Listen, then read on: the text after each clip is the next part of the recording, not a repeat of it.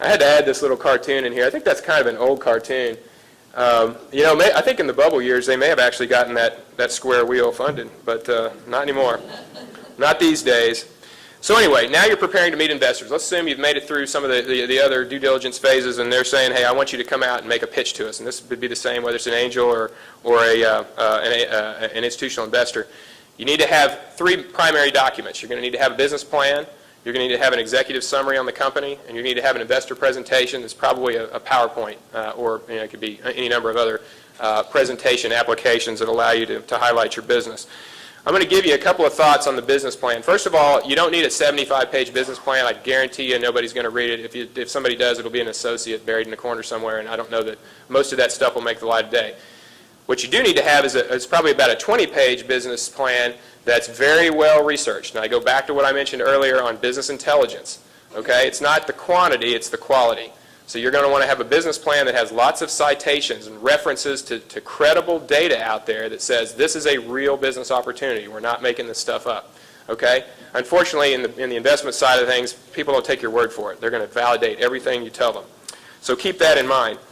You want to make sure that you address your competitive position, why your business and not the competition is a good bet, and exactly how you're going to grow sales in the business over time. So you want to make sure that's in your document.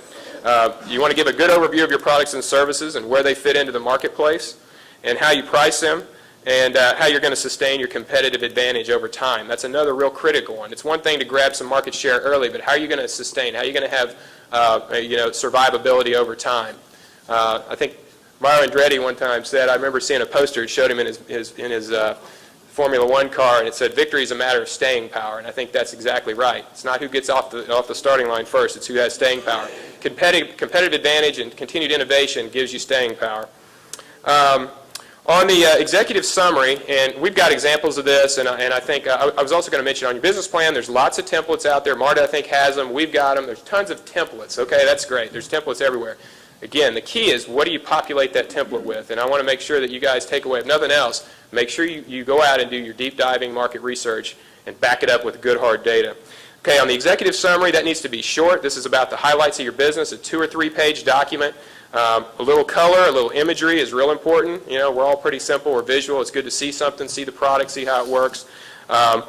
You want to make sure that your executive summary highlights who your team is.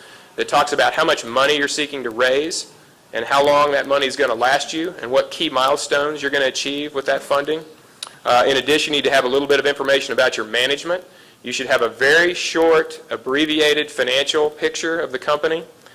And if you have patents or anything like that, you might identify the patent numbers. If they're pending, you can make that notation. If you're in a business where IP's everything, you need to make sure and highlight that, what your unique angle is, and that you've done your heavy lifting on your freedom to operate, you filed your patents, you've got trade secrets and things like that.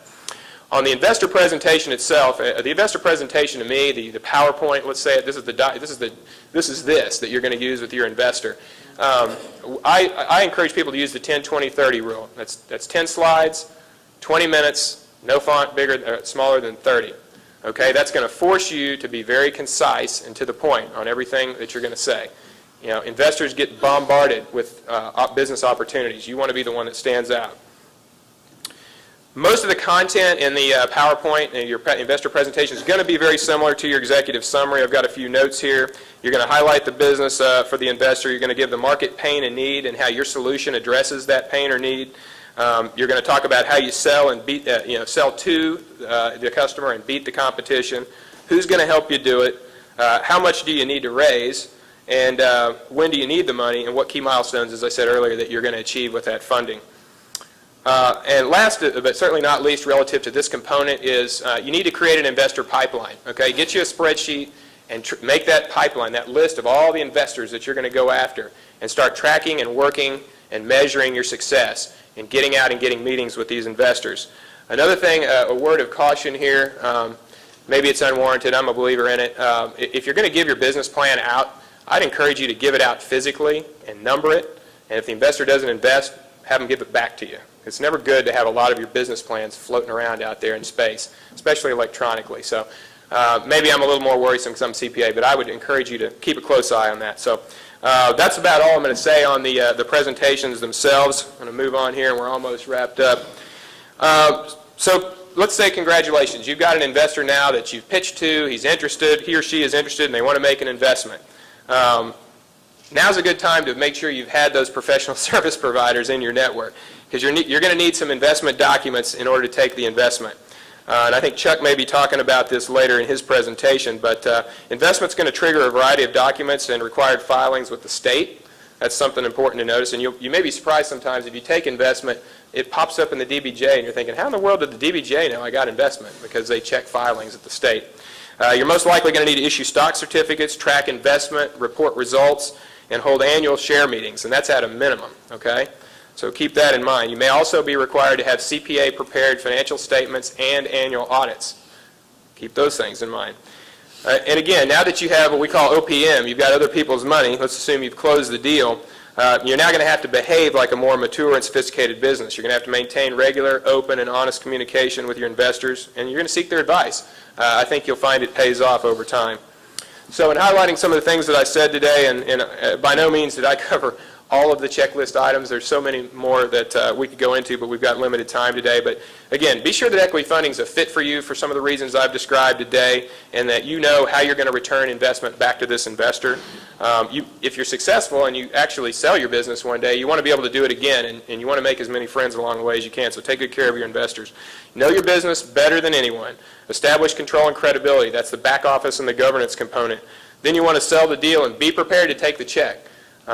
Don't be surprised every once in a while somebody will actually say, I want to write you a check, and you need to be ready. The last thing you want to say is, oh, I'm sorry, I don't have documents, I'm not ready.